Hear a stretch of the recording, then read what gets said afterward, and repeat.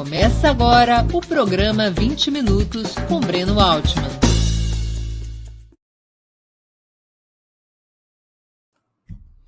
Bom dia! Hoje é 28 de outubro de 2021. Terei a honra de entrevistar Marco Fernandes, pesquisador do Instituto Tricontinental e coeditor do Notícias da China, vive em Xangai, uma das mais importantes metrópoles do país. Antes de começarmos a conversa, gostaria de pedir que façam assinatura solidária de Opera Mundi em nosso site ou se tornem membros pagantes de nosso canal no YouTube. A imprensa independente e Opera Mundi precisam da sua ajuda para se sustentar e se desenvolver. Também peço que curtam e compartilhem esse vídeo, além de ativarem o sininho do canal. São ações que ampliam nossa audiência, nosso engajamento e nossa receita publicitária. Nossos espectadores também poderão fazer perguntas ao convidado nas áreas de bate-papo das plataformas. A quem as fizer, no canal de Opera Mundi no YouTube, peço que contribuam com o Super Chat ou o Super Sticker. Outra forma de contribuir é através do Pix. Nossa chave é apoie@operamundi.com.br. Eu vou repetir, apoie@operamundi.com.br. Nossa razão social, última instância editorial limitada. Bom dia, Marco. Muito obrigado por atender nosso convite. Um prazer ter aqui conosco.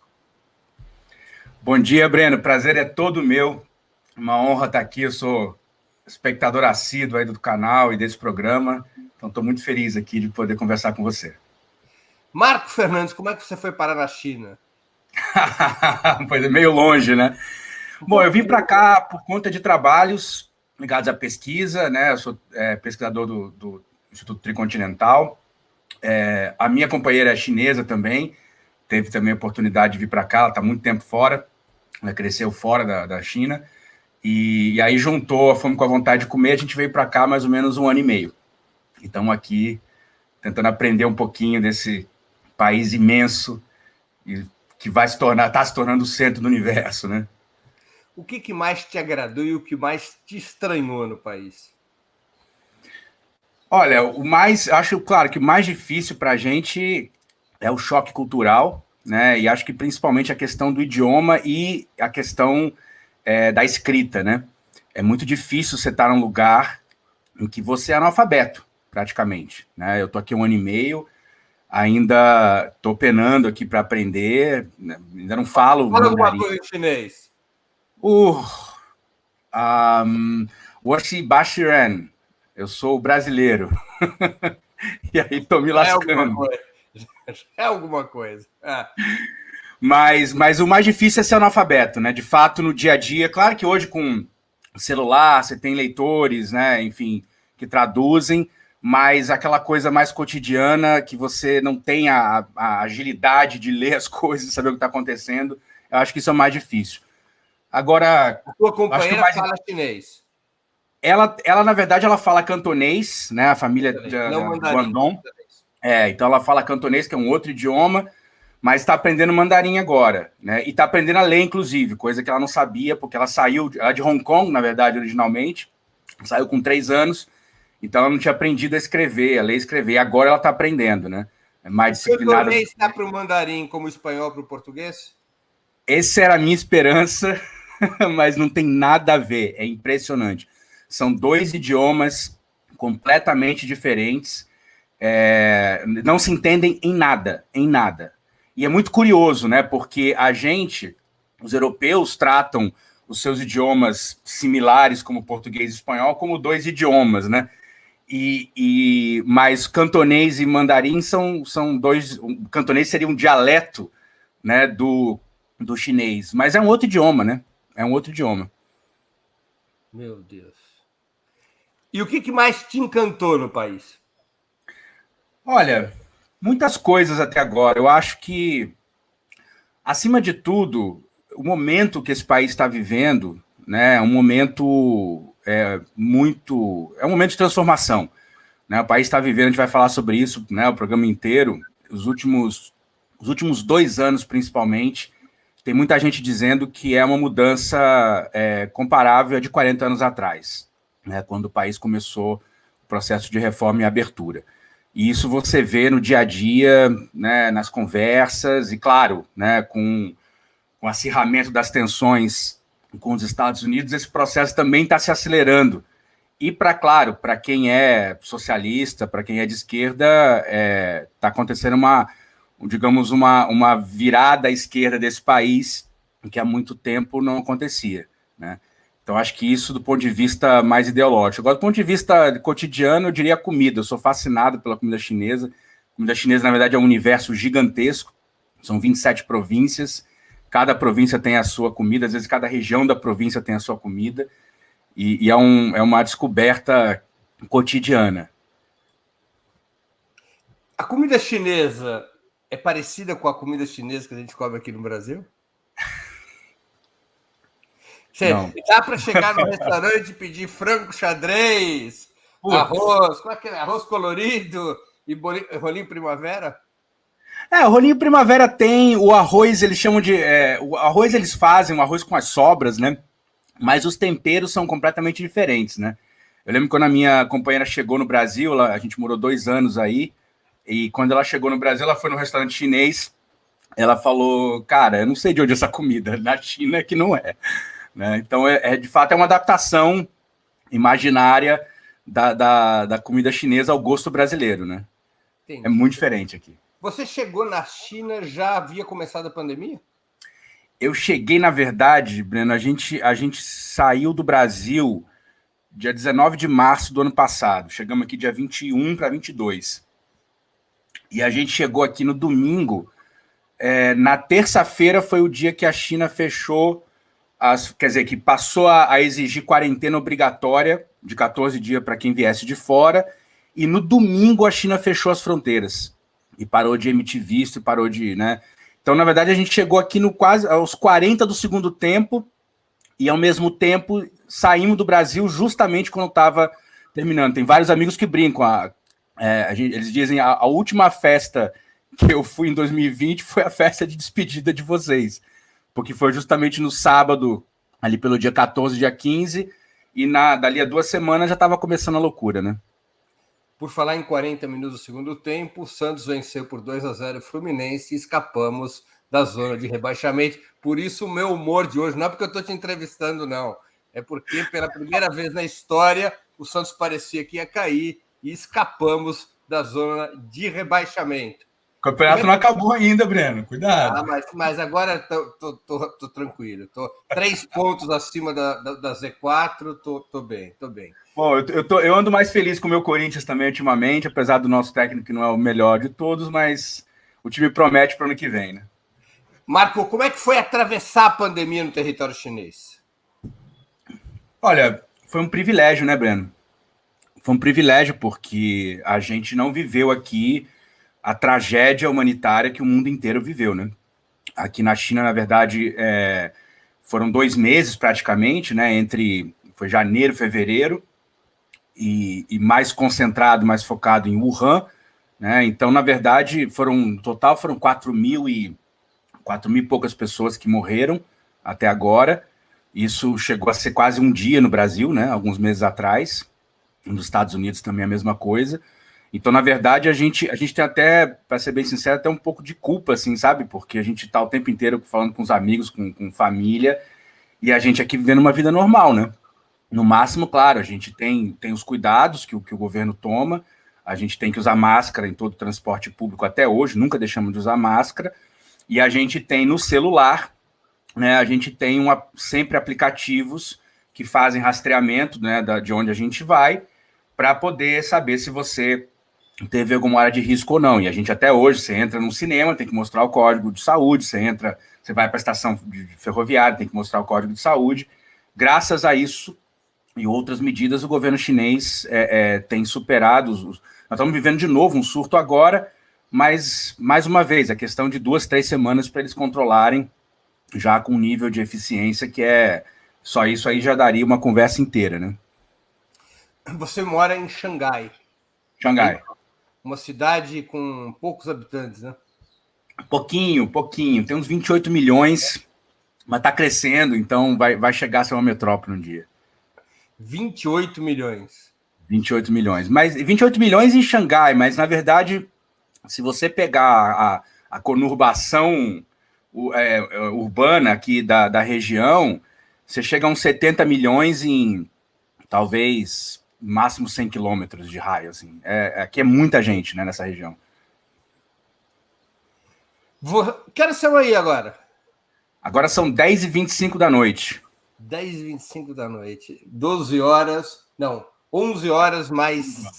Você está 11 horas no futuro. 11 horas no futuro, exatamente. 11 horas no futuro. Por isso que aí já tem esses aplicativos no celular que rastreia. Você está no futuro. Exatamente. Marco, você é coeditor do Notícias da China. Fala um pouco sobre este veículo. É hora do teu merchandising. Valeu, Breno.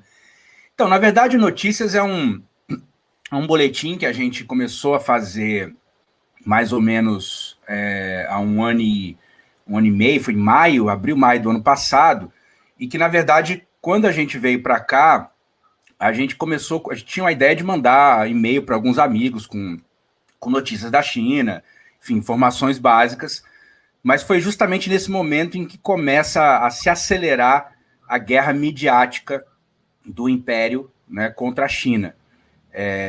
E aí a profusão de fake news e, enfim, dos maiores absurdos e mentiras que a gente sabe que o Império sempre fez, né, com seus adversários, agora o alvo é a China, né?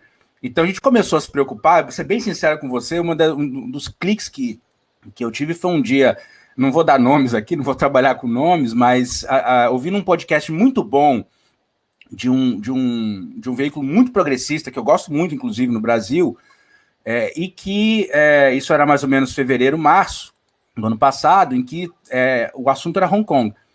E você via exatamente a mesma narrativa da BBC de Londres ou do New York Times sobre Hong Kong na boca de gente de esquerda, que concorda com... Foi no Ópera isso, foi? De jeito nenhum. Se fosse, eu teria mandado uma mensagem para você e teria avisado. Não, isso não Mas pode, como não eu não tenho contato com esse pessoal, eu falei, poxa... Eu teria morrido do coração.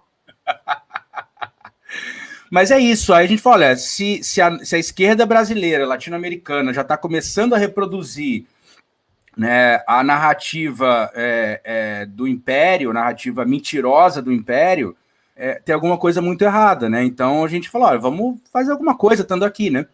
Então vamos tentar transmitir, e a gente usa, inclusive, né, na verdade é uma coisa muito simples, a gente são manchetes de 60 palavras, 10 artigos por semana, em que a gente passa a semana catando notícias, né, seja de órgãos da mídia chinesa, da mídia asiática, e inclusive os grandes órgãos ocidentais, europeus, a gente usa também, porque ainda se faz algum jornalismo razoável por ali.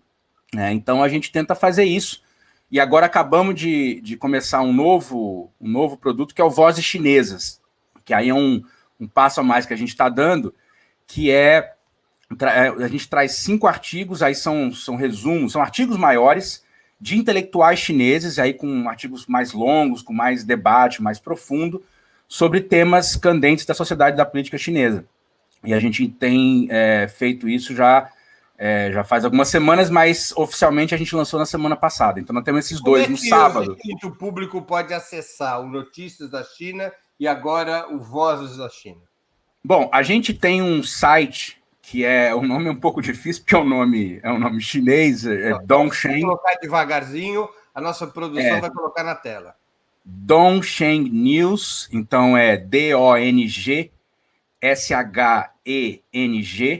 que é justamente vozes orientais, vozes do Oriente, então é Dongsheng News, né, de notícia, tudo junto, .com.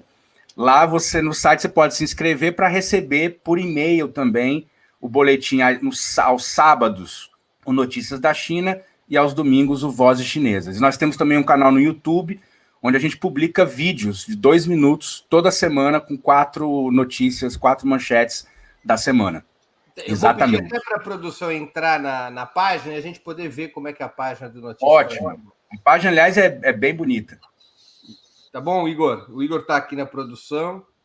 E o Igor me lembrou uma coisa, já que você está no futuro, 11 horas à nossa frente.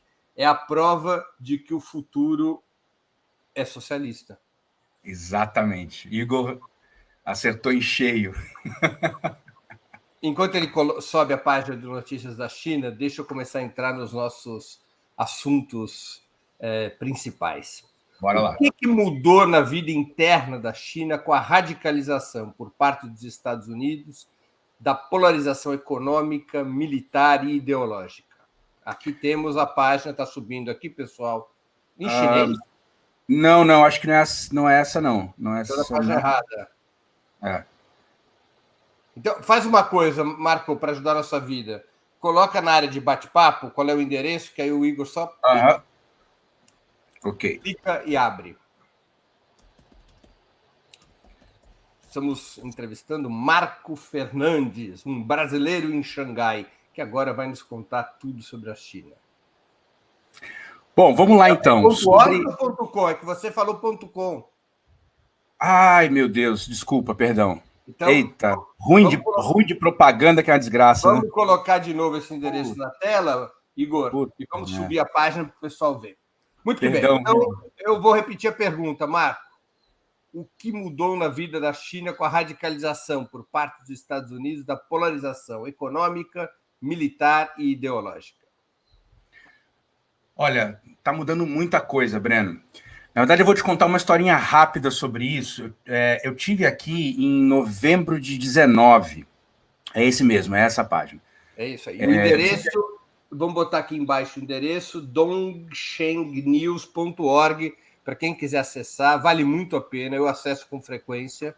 É uma fonte de informação absolutamente relevante sobre o que acontece na China. Quem quiser ter uma informação independente, sólida sobre a China, acompanhe o Notícias da China. O endereço é dongshengnews.org. Vai lá, Marco, é contigo. Então, eu tive aqui em novembro de 19, um pouco depois de um dos logo depois de uma negociação já nos marcos da guerra comercial dos Estados Unidos contra a China, e tinha sido uma negociação muito dura, e o Trump tinha acelerado várias medidas contra a China nesse momento.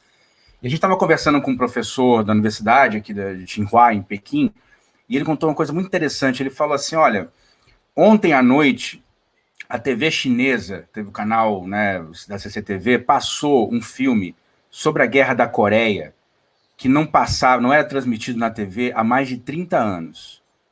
Não se falava mais a Guerra da Coreia, né, porque, enfim, fez parte, né, do acordo da trégua entre China e Estados Unidos, já começando lá em 72, né, com o reaproximando do Nixon e do Mao, mas, claro, a partir de 78, com a reforma.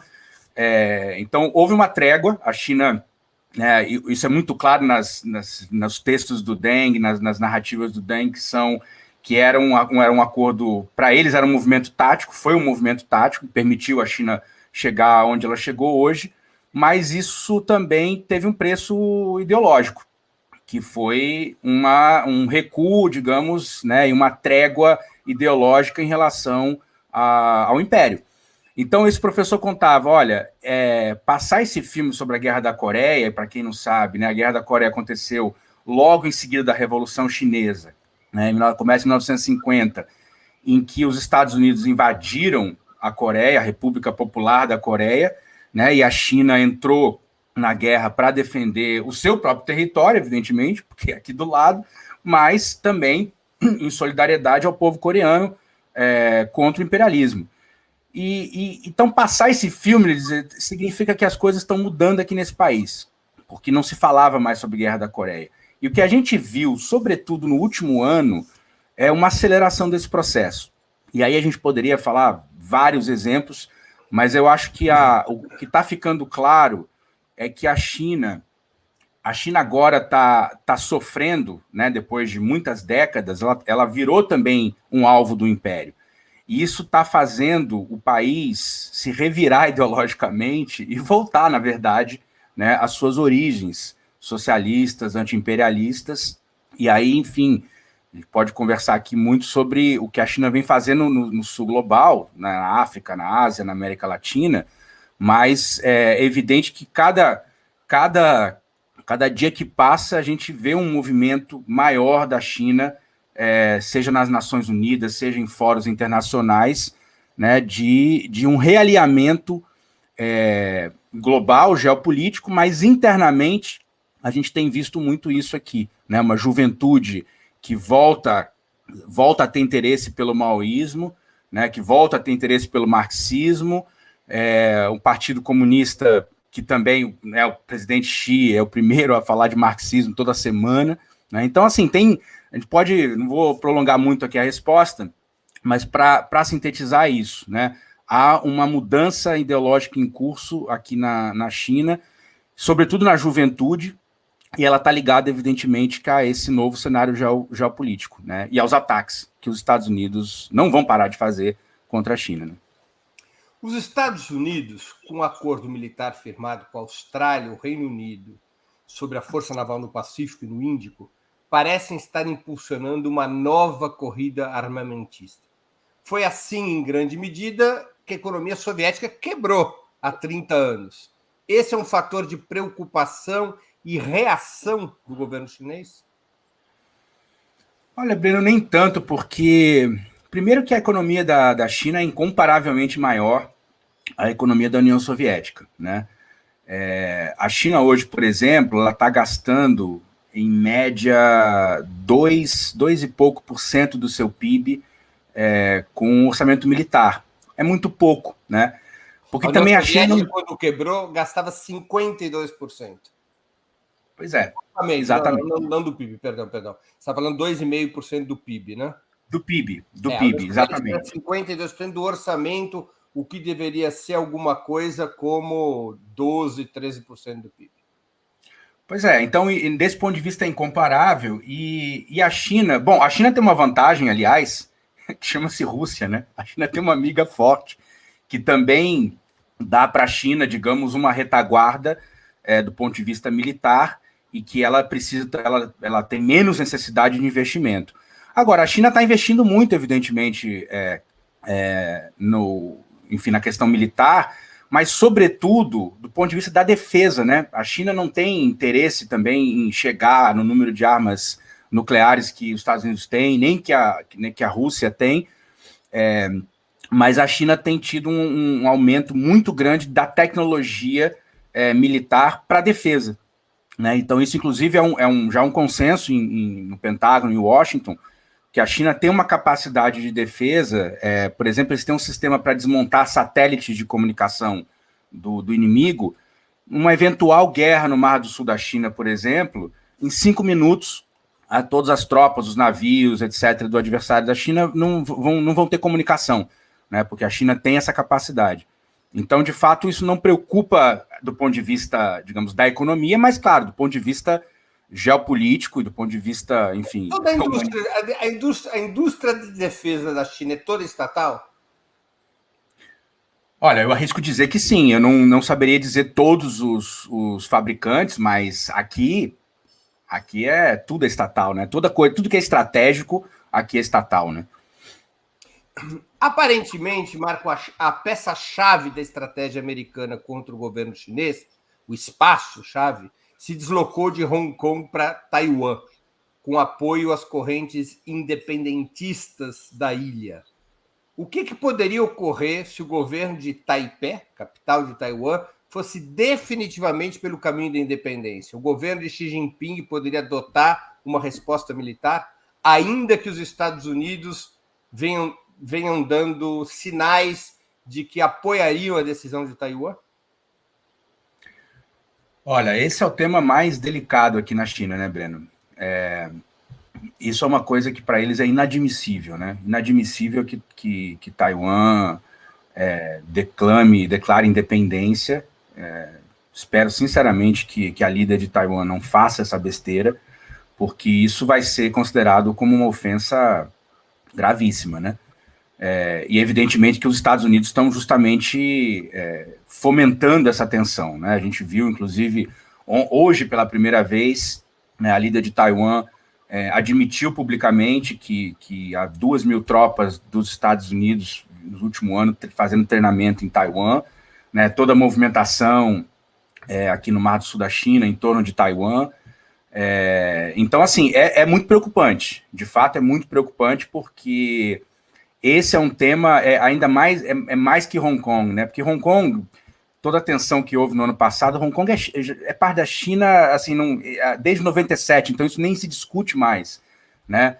E Taiwan é que, de fato, é um ponto de tensão maior e que a gente vem percebendo, que, de fato, os Estados Unidos estão fomentando cada vez mais essa tensão. Então, isso é muito preocupante. Agora, aqui eles dizem, eles não são loucos de fazer uma coisa dessa, porque a gente vai lá e vai, enfim, resolver de maneira militar, o que todos nós esperamos que isso não venha acontecer, porque isso pode, de fato, gerar um conflito muito grave na região.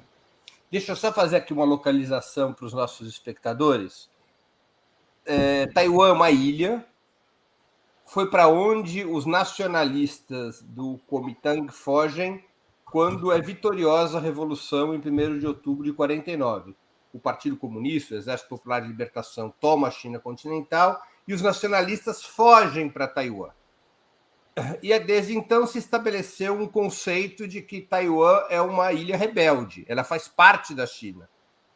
Ela não é reconhecida pela China como outro país, ela não tem status nacional, ela inclusive deixou de ser reconhecida por outros países na medida em que a China continental passou a ser representante da única China, que é a República Popular da China. Então, é como se ela fosse, comparando com o Brasil, é como se o Rio Grande do Sul resolvesse se rebelar contra o Brasil, mas o Brasil lida com a rebelião do Rio Grande do Sul, mas não aceitaria que o Rio Grande do Sul se constituísse uma república à parte. Aliás, é mais ou menos o que acontece com o Rio Grande do Sul, aliás. De alguma maneira, já é isso, né? Uma espécie de república, de Estado rebelde que faz parte do território brasileiro, se você for entrevistar os gaúchos. Mas, enfim, o que a China não aceita, em hipótese nenhuma, é que Taiwan venha se constituir numa nação independente, autônoma, rompendo com a unidade chinesa. Está bem explicado? Perfeito. E lembrando que Taiwan também foi... no século XIX, durante muitos anos, também foi invadido e controlado pelo Japão, né? Então, na verdade, é isso. Também tem uma longa história, né, de ressentimento e, enfim, Taiwan foi desconectado da China continental, da República Popular da China, ou antes, né, mesmo do Império Chinês, durante muitas décadas, né? Então, de fato, é uma situação muito complexa, mas é isso. Para a China não tem conversa. Taiwan é China, ponto final. É uma província, né? Que precisa... E Taiwan se localiza, vou até pedir para a produção subir o mapa de novo, Taiwan se localiza exatamente no espaço em que os Estados Unidos acabou de fazer o acordo com a Austrália e o Reino Unido. Olha, isso aqui entre a China e Taipei, aqui está como Taipei, Taipei é a capital de Taiwan. Entre a China e Taipei está o Estreito de Taiwan. Tudo que está à direita do mapa, vamos dizer assim, é o Oceano Pacífico, abaixo o Índico, que é exatamente onde os Estados Unidos estão desenvolvendo esse plano com o Reino Unido e a Austrália para reforçar sua superioridade naval. Então, por isso, essa é uma região de tensão.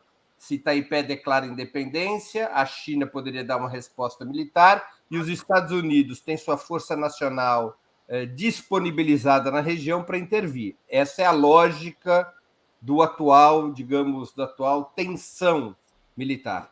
Certo? Certíssimo. Muito bem. Tem uma pergunta aqui do Pércio Barros, que contribuiu com o Superchat. Aliás, pessoal, vamos contribuir com o Superchat, Super Sticker, porque todo o conteúdo do Opera Mundi no YouTube ou no site são livres, mas nós precisamos daquele apoio de vocês para poder sustentar e desenvolver o site. Mesmo que o valor seja pequeno, 5, 10, 15, quem puder pagar mais, em cada programa a gente tendo esse tipo de contribuição, isso ajuda muito, porque, podem acreditar, há um tremendo custo para manter de pé um jornalismo desse tipo. Né? Então a gente tem equipe, tem um esforço danado para fazer essa disputa de narrativa, essa disputa contra-hegemônica em relação ao jornalismo corporativo. Então, eu peço a ajuda de vocês. Tornem-se membros pagantes do nosso canal, façam uma assinatura solidária, contribuam com o Superchat, com o Super Sticker, contribuam com o Pix, a nossa chave, apoie@operamundi.com.br. Vamos lá, pergunta do Pércio Barros. Tem que colocar óculos, porque já me aproximo dos 60 anos e a vista falha. É verdade que a televisão e as séries chinesas reproduzem os valores do Ocidente capitalista? Consumismo e prosperidade individual? Ótima pergunta do Pércio. Pércio, é o seguinte, bom, eu não vou, tem como dizer, não assisto as milhares de filmes e séries chinesas todos para ter um julgamento, mas essa pergunta é muito boa porque ela remete justamente a um pouco daquilo que eu estava dizendo. Né? A China, de fato, passou por um processo, principalmente nos anos 90 e anos 2000, de uma certa, eu diria, uma certa americanização da cultura, né, chinesa, principalmente da cultura urbana de classe média. Então, os filmes, né, de Hollywood, tudo, as séries, todas, né, passaram a ser muito popular aqui, e a gente pode dizer, sim, né, que de uma maneira mais geral, houve uma reprodução muito grande, né, da ideologia e dos valores ocidentais, né, e ao mesmo tempo uma negação até dos valores chineses, que aconteceu principalmente nessas anos 90, 2000, até final de 2010. Né? Então, agora isso está mudando, e justamente isso é uma das questões muito interessantes desse momento histórico. Né? Então, por exemplo, a gente pega o cinema chinês.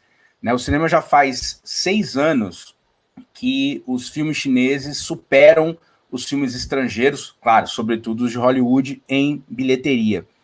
Né? E a China já faz alguns anos também estabeleceu uma cota de filmes por ano que podem passar, filmes estrangeiros, sobretudo, claro, estadunidenses, que podem passar no cinema, e uma cota também de conteúdo de streaming. Né? A China tem feito um esforço muito grande para fomentar a produção nacional. Então, por exemplo, a grande sensação do cinema chinês nesse momento é justamente um filme novo sobre a Guerra da Coreia, chamado Batalha do Lago Changjin. Né, que já vai está se tornando a maior bilheteria da história do cinema mundial. Né? Então, acho que dá um filme. Hã? Sobre o que é esse filme? É sobre a Guerra da Coreia, mais um filme ainda não consegui. Esse também sobre a Guerra da Coreia.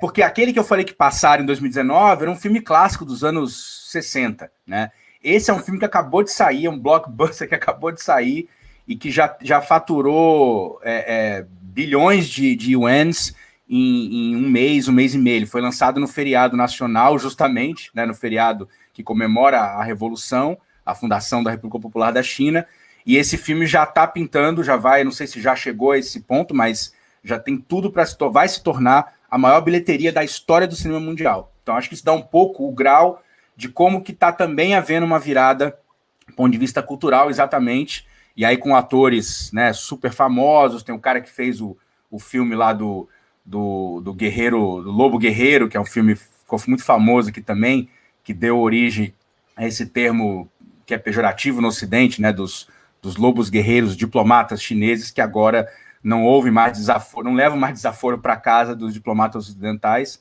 Então, acho que é isso. Eu acho que está havendo uma mudança muito interessante, sobretudo na juventude na China.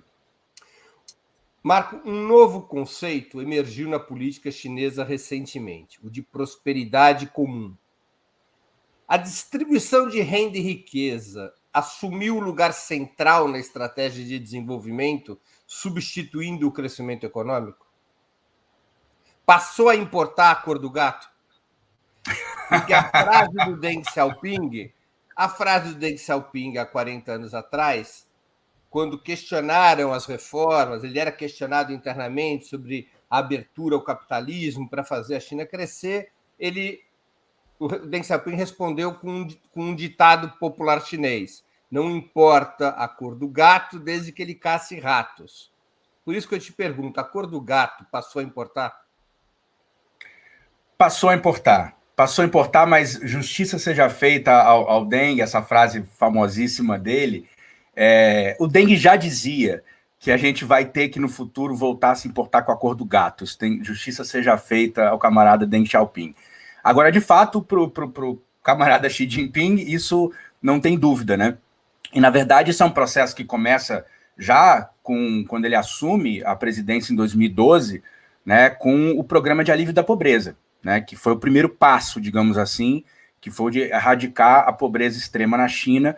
Foram 100 milhões de pessoas nos últimos 8, 9 anos, né, que aí se somam a total de mais de 800 milhões de pessoas desde 78.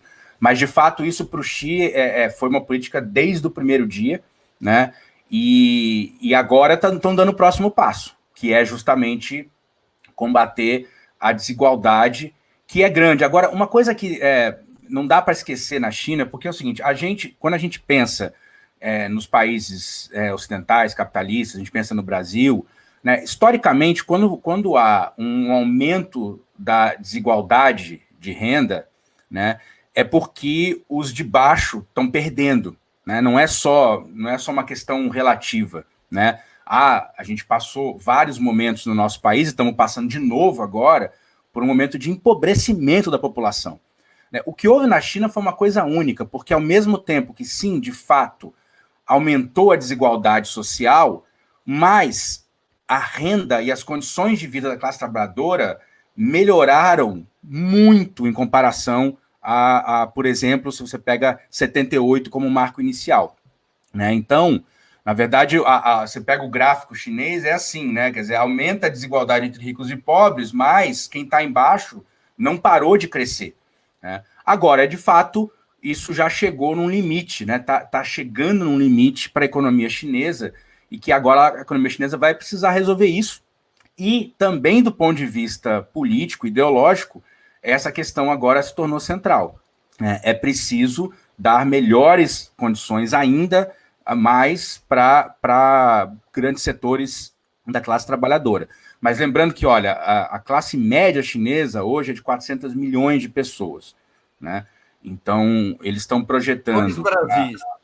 Exatamente, são 2 Brasis de classe média, né? E eles estão projetando, por exemplo, para 2025, que isso se torne 560 milhões, né? E para 2035, que é um dos planos que eles também têm, que dobre para 800 milhões.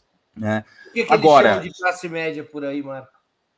Seria, olha, em termos de... É um extrato, tem digamos, um extrato de renda que é grande, mas seria, deixa eu tentar calcular aqui, seria mais ou menos, em reais, seria mais ou menos uns 4 mil reais por mês. Por pessoa ou por família? Isso de renda pessoal. Renda pessoal. Né? 4 Numa mil, família média seria uma renda de, vamos dizer, 10 mil reais, mais ou menos. Agora, claro, também tem que pensar, as disparidades econômicas são muito grandes entre campo e cidade, entre o leste e o oeste. Então, claro que em Xangai esse patamar é maior do que em Guizhou ou em Xinjiang, né? Mas de fato, isso está muito claro. E aí é o que eles falam, né? Agora o grande desafio são as 3 montanhas, né? Que é educação, saúde e moradia. Que, no caso da moradia, né, houve um aumento muito, muito grande dos custos de moradia, está ficando insustentável, inclusive para a própria classe média, né, por conta da alta especulação imobiliária e da valorização do mercado imobiliário chinês, que foi gigantesco nas últimas 2 décadas. Né? A educação, que ainda é 90% pública, né, na China, mas houve um crescimento de um setor gigantesco, né, de educação, de aulas particulares, que acabou, inclusive, de ser, né, tijolado pelo governo. São os cursos pré-vestibulares, né? Na verdade, é mais até que o pré-vestibular, Breno, porque, na verdade, já começa com 4, 5 anos de idade. É uma loucura. Com 4, 5 anos de idade, a molecada tem que aprender inglês, aprender matemática antes de começar a aprender na escola. Então, a melhor definição é que eram os cursos extracurriculares. Exatamente. Seria um setor de aula particular ou de reforço escolar. O Xi Jinping decretou que não podiam mais ter finalidade lucrativa. Exatamente. Você não pode mais ensinar conteúdos do currículo escolar e lucrar em cima disso. né? O ministro da Educação disse que a educação foi sequestrada pelo capital na China, isso nós não vamos mais tolerar, né? Então, eles, na verdade, acabaram com um setor que valia mais de 100 bilhões de dólares, que as 3 maiores companhias estavam listadas em Wall Street, que é uma coisa meio, né, surreal pensar nisso, mas o governo bancou a briga, né, e agora esse setor vai ter que se repensar, né, e isso é uma das medidas justamente para atacar a desigualdade, porque famílias com muitos recursos, evidentemente, que vão ter muito mais acesso, né, tinham muito mais acesso a essa educação extraescolar do que famílias de classe média e média baixa, né, então isso é uma questão. E a outra é a saúde, né, a saúde que é, digamos, que eles começaram a reverter, houve um processo de privatização da saúde terrível nos anos 90 e 2000, começou a ser revertido em 2009, ainda pelo Hu Jintao, né, mas é o que nós estamos esperando agora, né, porque já houve muitas medidas em relação à moradia, os aluguéis, por exemplo, né, só vão poder subir 5% ao ano ao máximo, né, houve essas de educação recentes agora, né, que foram falados no mundo inteiro, e a gente agora está esperando o que vai vir na saúde, mas eles já estão dizendo, já estão preparando. Na China não existe nada parecido com o SUS. Existe um SUS mais básico. Você tem atendimento quase gratuito, muito barato, para coisas básicas, mas coisas mais, digamos, tratamentos mais difíceis, mais custosos. Aí, claro, você tem planos de saúde que são ligados às empresas estatais ou às empresas privadas, mas muita gente ainda, muitos trabalhadores, os chamados os migrantes, né, os trabalhadores migrantes, que são 260, 270 milhões de trabalhadores na China, eles têm muito menos acesso ao serviço de saúde. Então, por exemplo, uma das maiores causas na China de empobrecimento é justamente quando você fica doente e não consegue pagar as contas médicas, tem que se endividar, tem que pedir empréstimo. Então, de fato, ainda há muito que avançar do ponto de vista da saúde. Mas isso eles vão fazer, isso tá claro que isso é uma das prioridades para os próximos anos. Por que Pequim decidiu avançar na regulação das chamadas Big Techs, as grandes empresas chinesas de tecnologia da informação, como o grupo Alibaba? Olha, eu não sou especialista na matéria, mas, bom, são muitos motivos, né? Bom, o primeiro motivo, o mais importante de todos, é pensar o quão é hoje estratégico a obtenção de dados pessoais, como que isso é uma das grandes máquinas de fazer dinheiro do capitalismo contemporâneo, é você ter dados, né, individuais, dados de padrões de consumo, padrões de comportamento das pessoas, e evidentemente que as grandes empresas todas capitalizam em cima disso. E é evidente que com isso, essas empresas de Big Tech, elas têm hoje um poder sobre nosso comportamento, na verdade, né? Os algoritmos ditam nossos desejos, ditam nossas... agora eu quero comer tal coisa, porque acabou de aparecer, você abriu o celular, apareceu o aplicativo lá, o sanduíche e tal, e você teve vontade de comer, enfim, ou comprar um carro, ou XYZ. Então, na verdade, isso é uma questão global, e a gente sabe o poder, além de tudo, o poder de controle de informação, né, que Facebook, Google tem hoje sobre as nossas vidas. Então, o governo chinês... Aqui, claro, eles têm um problema a menos do que a gente, porque eles têm as deles, né? Então, eles estão mais ou menos defendidos contra Facebook, Google, etc. Mas eles também têm as deles, que se tornaram muito poderosas, né? Então, o que o governo tem feito nos últimos meses é uma série de medidas que está só começando, né? Medidas reguladoras, por exemplo, dos algoritmos, medidas reguladoras da financiarização desse setor, porque isso que aconteceu com o Alibaba, com o Ant Group, né, exatamente, do Jack Ma, que começou como um aplicativo de pagamento, né, porque aqui na China, você sabe, tudo hoje, a gente já não usa mais dinheiro praticamente, nem cartão, tudo a gente paga no celular, e justamente por ter os dados das pessoas, ter os dados de 1 bilhão de pessoas, eles lançaram serviços financeiros, e eles eram contratados por bancos para fazer análise de risco dos seus clientes, para pequenos empréstimos.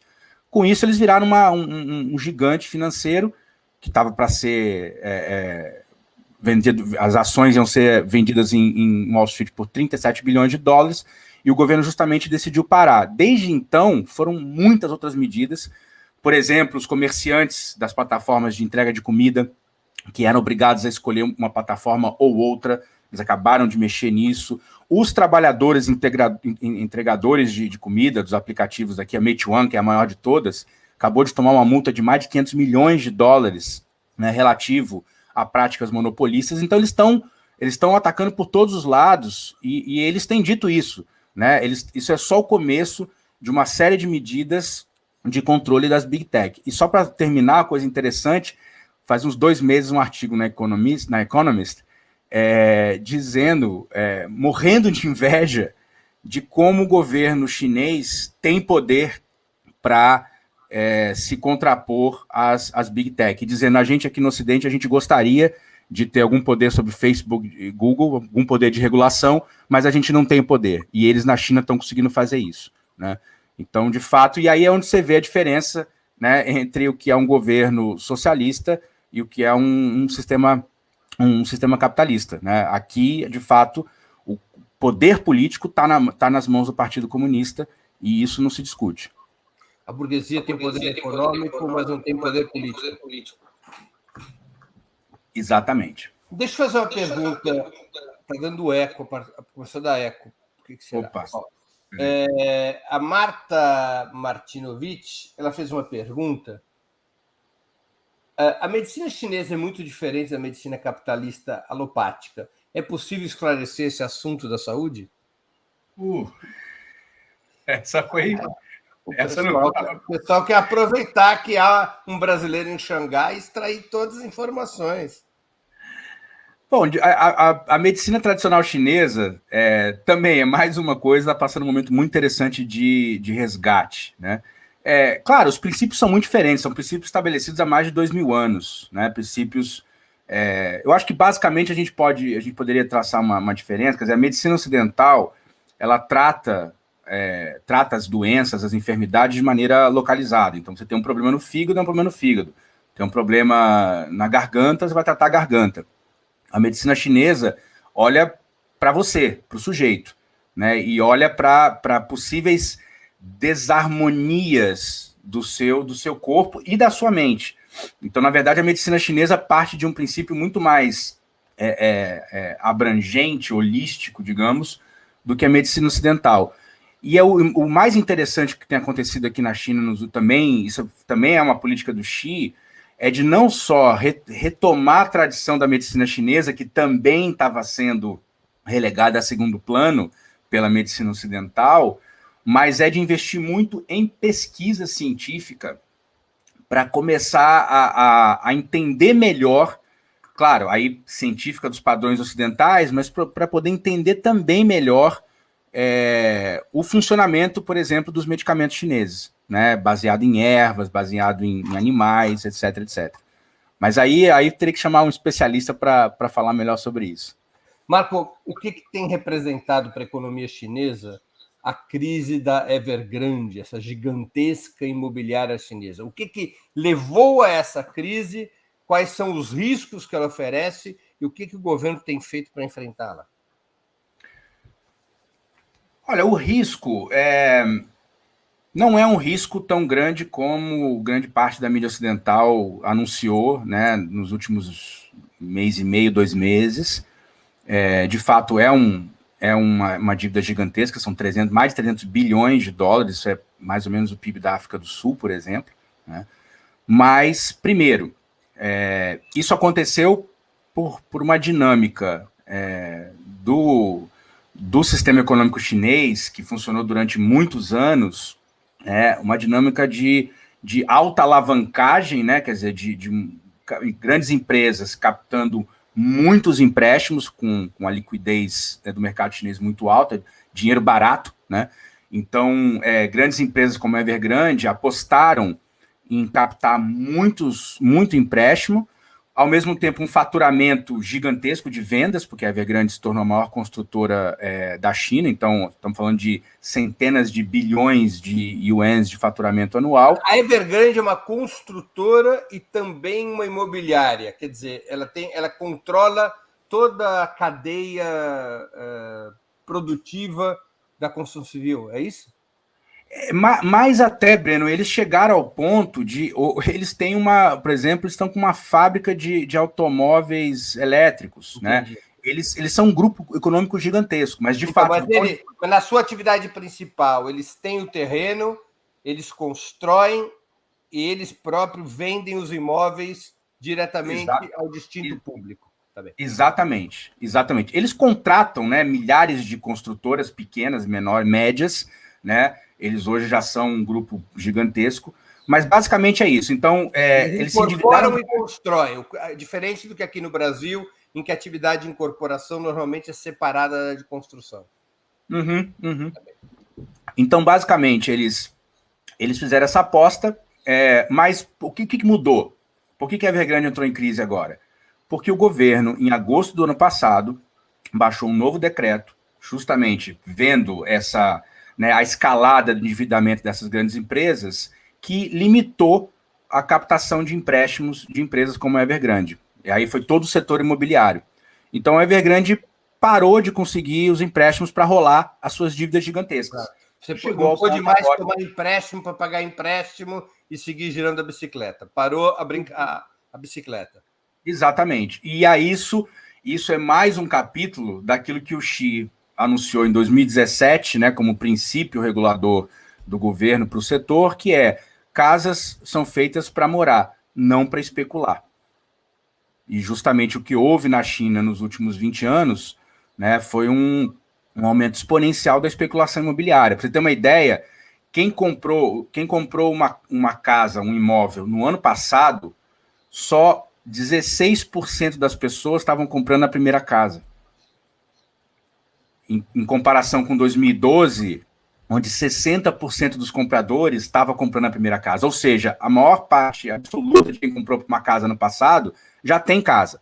Está comprando para aumentar o patrimônio ou para especular. Né? Então é isso que o governo está começando a combater. E no setor que é a Evergrande aparentemente fazia uma operação de especulação, ou seja, ela pegava dinheiro emprestado, comprava terreno e esperava para construir quando o preço estivesse ainda mais alto.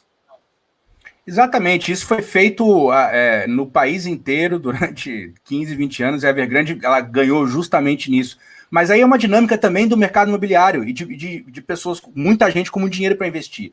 Né? É curioso porque na China, essa coisa do investimento, 75% dos ativos das famílias chinesas estão investidos em imóveis.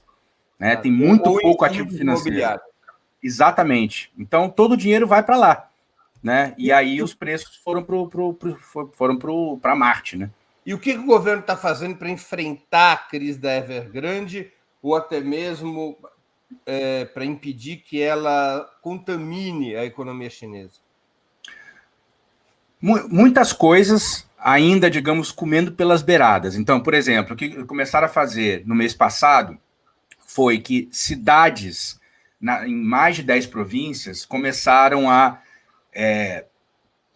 controlar o caixa da Evergrande na cidade. Então, todo o dinheiro que entra, por exemplo, né, de compra de apartamentos, tem que ficar na cidade, é controlado pelo governo local, e que vai garantir que aquele dinheiro não saia da cidade para pagar dívidas da Evergrande e ele seja usado para pagar as construtoras, para pagar os trabalhadores da construção e para garantir a entrega dos imóveis para os proprietários. Então, isso, por exemplo, foi uma das medidas. Já há outras medidas sendo encaminhadas de compras de ativos da Evergrande. Por exemplo, estádio de futebol do Guangzhou Evergrande, onde o Guangzhou tirou Paulinho da gente, tirou Renato Augusto, enfim, tirou um monte de gente da gente. É um estádio que vale quase 2 bilhões de dólares e que está sendo discutido a compra dele por uma estatal também do setor imobiliário, mas uma estatal da província de Guangdong.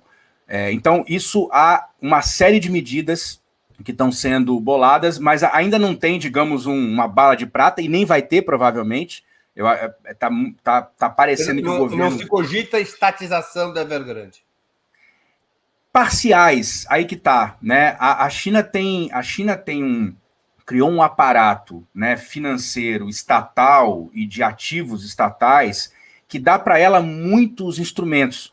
Então, ela não precisa estatizar a Evergrande toda. Ela pode, por exemplo, começar a comprar ativos, né? Estatizar propriedades, estatizar...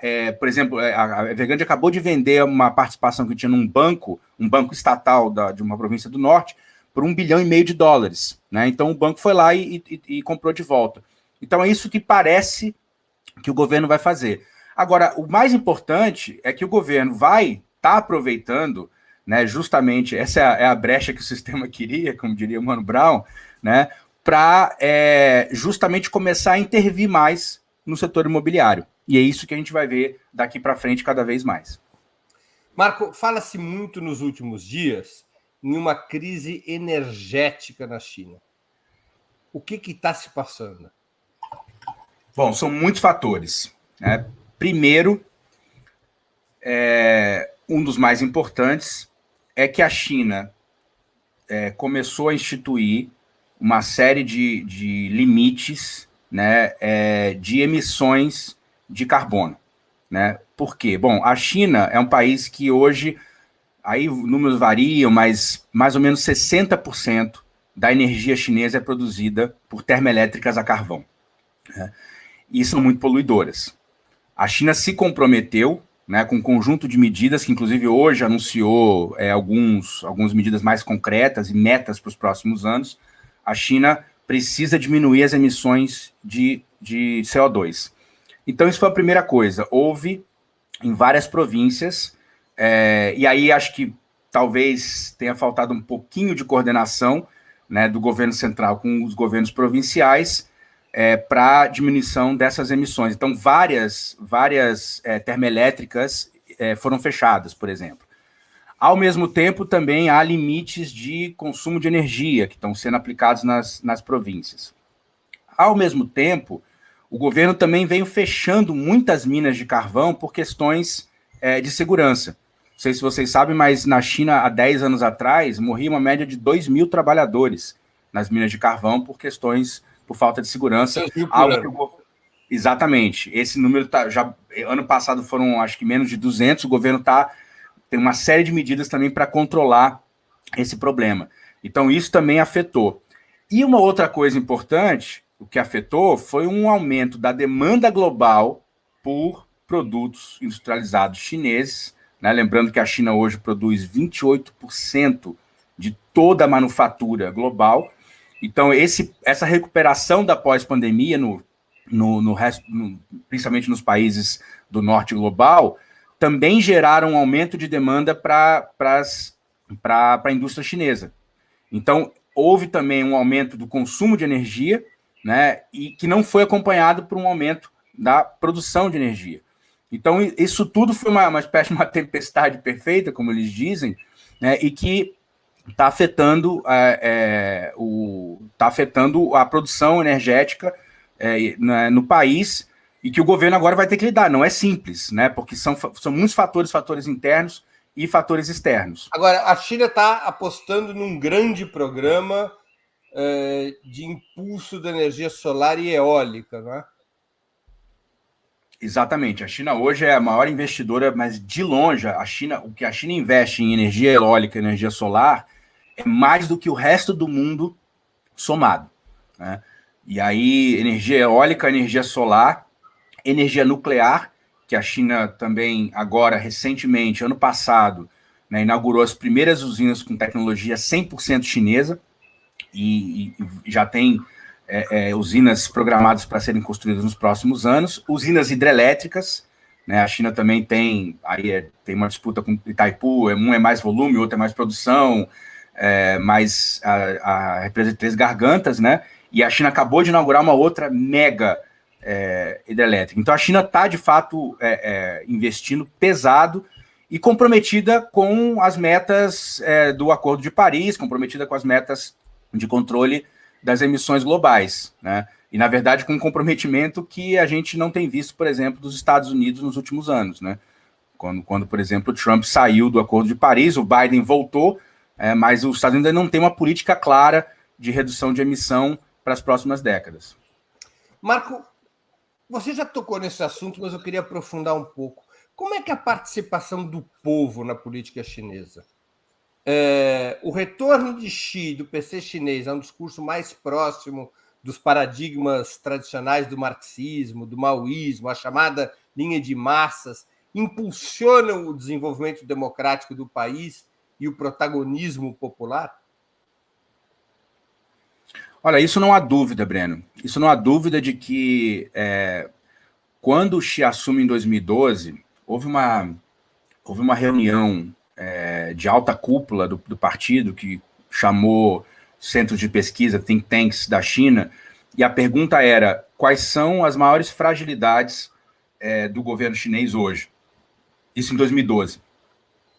E os dois pontos foi, a questão da corrupção no partido, né? E aí a gente tem a campanha anticorrupção do Xi, que é um negócio impressionante. Só ano passado, por exemplo, foram mais de 160 mil processos abertos contra membros do partido por corrupção. Não tem uma semana aqui que a gente não vê um caso de alguém, de algum importante quadro do partido, com muito poder, e que é condenado por corrupção. Então, isso foi uma questão. A segunda questão foi justamente essa desconexão entre o partido e as bases, e as massas, né? Então, isso o Xi foi determinado, né? Sempre teve muita determinação em contornar esse problema. A gente viu isso, por exemplo, no programa de alívio da pobreza, né? Onde o partido enviou, no total, 3 milhões de quadros para o interior, para as zonas, para o campo, para ajudar a organizar as populações, e aí um processo absolutamente democrático de construção popular, que foi feito durante os 8 anos. Isso é preciso saber, né? As pessoas... A China erradicou a pobreza, mas como que isso foi feito, né? Isso foi feito com muita mobilização popular e com muito trabalho de base, né? Então, isso é uma primeira coisa. O Covid, eu acho que é um outro exemplo, né? Como é que a China conseguiu e consegue lidar com a epidemia? Isso tem a ver justamente com um nível de organização popular que chega nos conjuntos habitacionais, que são a moradia mais comum nas grandes cidades, são conjuntos habitacionais, que vai ter ali um centrinho comunitário do partido, né, que vai organizar aquela comunidade, que vai ter ali assembleias da comunidade, e que em momentos onde a sociedade precisa se mobilizar para um desafio, é a partir dessas células, né, ali na base da sociedade, que as pessoas são mobilizadas. Então, é evidente que essa capacidade de mobilização, ela só existe hoje porque ela deixou de existir nos anos 90 e anos 2000, mais uma vez, né? Ela começou ali com o Hu Jintao, 2006, 2007, começaram a retomar um pouco esse esforço, mas mais uma vez foi com o Xi que o partido retomou a chamada linha de massa, né? E hoje tem uma popularidade, uma legitimidade e uma capacidade de mobilização da sociedade que só consegue existir graças justamente a essa organização na base, seja no campo, seja na cidade. Mais até no campo, eu diria, do que na cidade. Como é a relação do governo hoje com o sindicato? Porque uma das linhas do programa da defesa da prosperidade comum é a elevação do nível salarial. E há lutas sindicais, greves nas empresas privadas. Antes, o governo via com maus olhos, porque isso podia atrapalhar o crescimento, dificultava os gatos caçarem os ratos. E agora? Como o governo, o partido, se relaciona com essas lutas sindicais nas empresas privadas?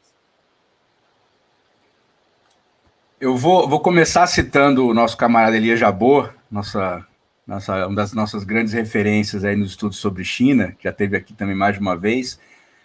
A China é o país do mundo com o maior número de greves, né? Isso pouca gente sabe, né?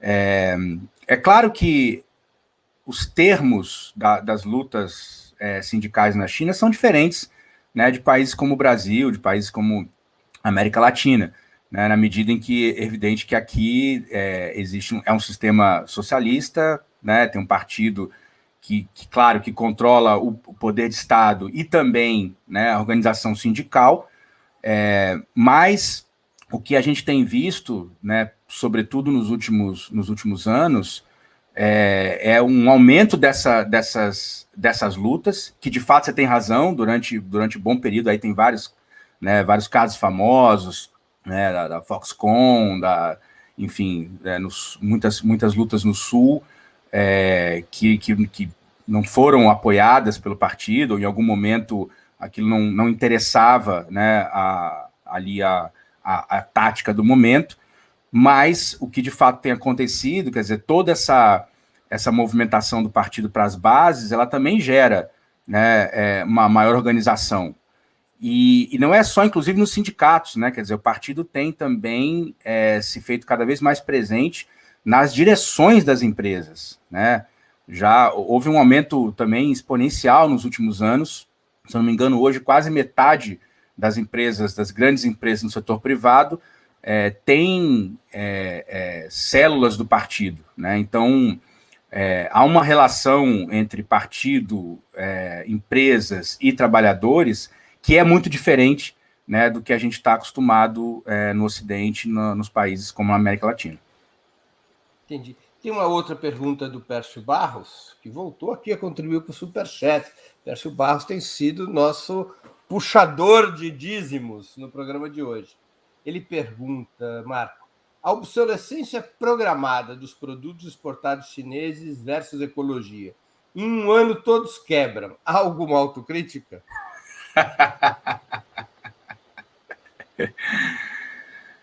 Olha, aí depende, Pércio. Eu acho que a gente, no Brasil, por exemplo, no Ocidente inteiro, né, a gente cresceu, né, com essa coisa dos produtos baratos chineses que quebram. De fato, isso é um problema, né? Agora, a China está... os celulares Xiaomi são os melhores, disse o Igor aqui. Os da Huawei também, né?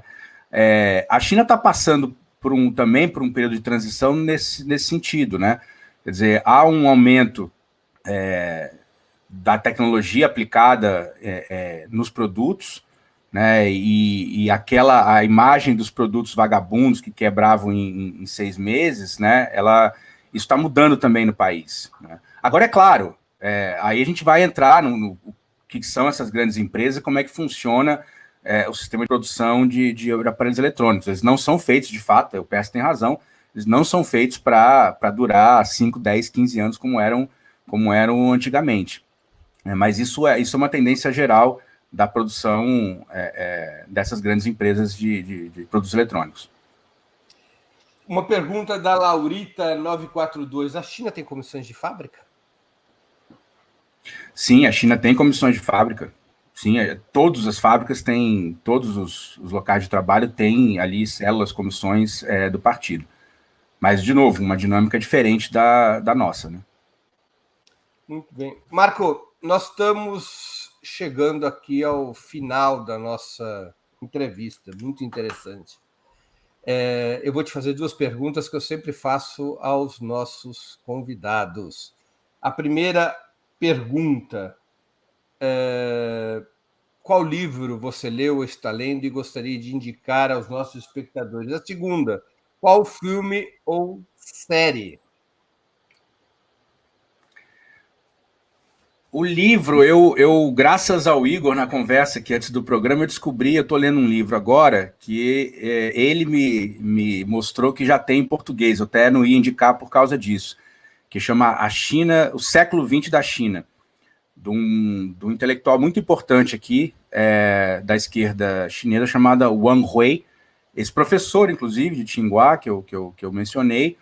É um livro, eu estou ainda no meio dele, mas eu já recomendo, é um livro sensacional, né, sobre a história da China no século XX, mas um livro que retoma os debates do final do século XIX, do começo do século XX, sobre quais deveriam ser os destinos da China pós-imperial, E aí vai passar por toda a história, né, da formação do Partido Comunista, da guerra popular, até a formação, até a chegada no final do século XX, aí, com as transformações a partir de 78, da Reforma e Abertura.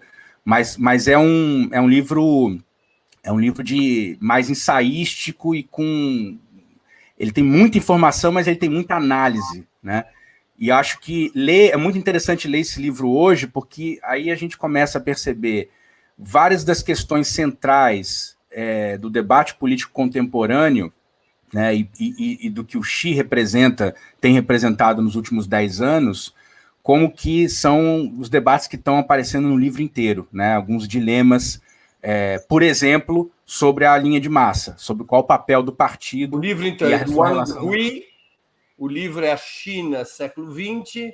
Exatamente. A editora, eu não estou conseguindo ver aqui. Qual é a editora? Eu não sei, desculpa, porque na verdade, o Igor aqui descobriu essa edição em português. O Igor vai nos colocar na tela aqui qual é a editora. Para a gente saber. E filme ou série? Eu tenho algum outro livro antes? Não, podemos passar. Eu tenho um filme e uma série. O filme, eu vou também dar Vou me denunciar aqui, que foi o Igor também, que ele me falou uma coisa que eu não sabia, que o Marighella passou 2 anos aqui em Xangai. Eu tô fascinado com essa história que eu não sabia. Eu vou atrás de descobrir.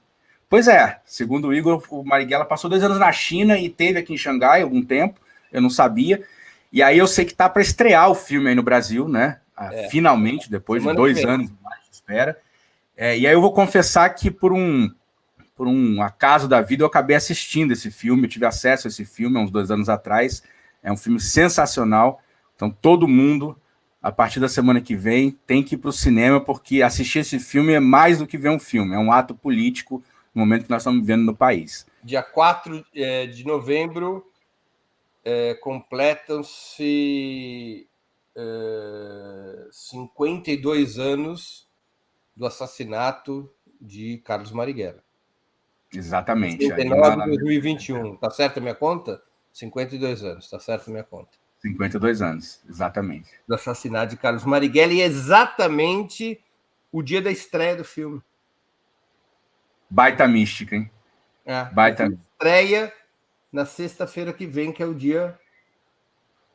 E vai passar em assentamento... vai passar em assentamento da MST. Já passou. Estreia essa semana. No assentamento da MST. Boa dica. Uma última pergunta, Marco, antes da gente encerrar. Como é que os chineses veem o Brasil? Bom, futebol, samba, carnaval. Eu acho que vai ser preciso uma descoberta do Brasil pelos chineses, né? Os chineses acho que se distanciaram muito, né, dos países do sul global nas últimas décadas, focaram muito no norte global pela sua estratégia econômica, mas ainda é muito limitado o conhecimento aqui, assim como no Brasil, né? Assim como o que a gente sabe da China é muito pouco também, né? Mas eu acredito que os próximos anos vão ser anos de aproximação dos nossos países, aproximações que serão estratégicas para a sobrevivência do Brasil e do sul global. O Igor está aqui perguntando, e a série? Você tem uma série? A série foi uma série que eu revi agora, no ano passado, chamada Americans, que é uma série sensacional, se eu não me engano passou na Fox exatamente, que se deve achar aí nessas coisas de internet e tal. Basicamente a história, esse casal é um casal de agentes da KGB que é treinado desde a adolescência a se tornarem estadunidenses, americanos, e falarem inglês sem sotaque, e eles são enviados pela KGB para Washington e se casam, têm filhos nascidos lá nos Estados Unidos e são, na verdade, agentes secretos da KGB ali nos anos 80, no governo Reagan, aquela grande ofensiva, né, contra a União Soviética. Então são 6 ou 7 temporadas sensacionais, a gente passou a vida inteira vendo filme onde os mocinhos são agentes da CIA, né? Então é muito bom ver um filme onde os mocinhos são agentes da KGB, e o FBI que são os bad guys, os caras maus, né? É sensacional essa série. Marco Fernandes, queria agradecer muito pelo teu tempo e por essa conversa tão divertida e informativa. Obrigado pela oportunidade que você deu aos nossos espectadores, às nossas espectadoras e a mim mesmo. Acima de tudo, a mim mesmo. Obrigado, Breno. Eu vou ficar devendo a medicina chinesa, eu prometo que eu vou estudar para a próxima vez eu poder falar mais sobre isso. Mas foi um prazer enorme. É uma honra, de novo, estar aqui no teu programa. Eu admiro demais o trabalho que você faz. Acho que é uma das coisas mais importantes que nós temos na internet hoje no Brasil. E estou aqui à disposição sempre que vocês quiserem, para qualquer programa, qualquer conversinha sobre China e sobre outros temas. Eu vou ter o maior prazer em voltar. Muito obrigado. E boa noite, hora de você dormir, que aí já são... Já 11h30 da noite. 11h30 da noite. Encerramos assim mais uma edição do programa 20 Minutos Internacional. Voltaremos a nos ver amanhã, sexta-feira, 29 de outubro, às 11 horas, com outra edição do programa 20 Minutos. O convidado será o deputado federal petista Rui Falcão, ex-presidente nacional do partido. O tema: como seria um novo governo Lula? Vamos debater, vamos conversar com o deputado acerca do programa que o PT propõe para o país, de quais são as possibilidades e as necessidades de um novo governo, do terceiro governo do ex-presidente Luiz Inácio Lula da Silva, de um eventual terceiro governo, e o quinto governo petista no século XXI. Obrigado pela audiência de hoje, até amanhã e um grande abraço.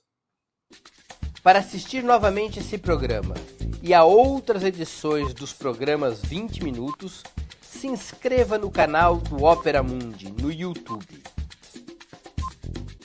Curta e compartilhe nossos vídeos, deixe seus comentários.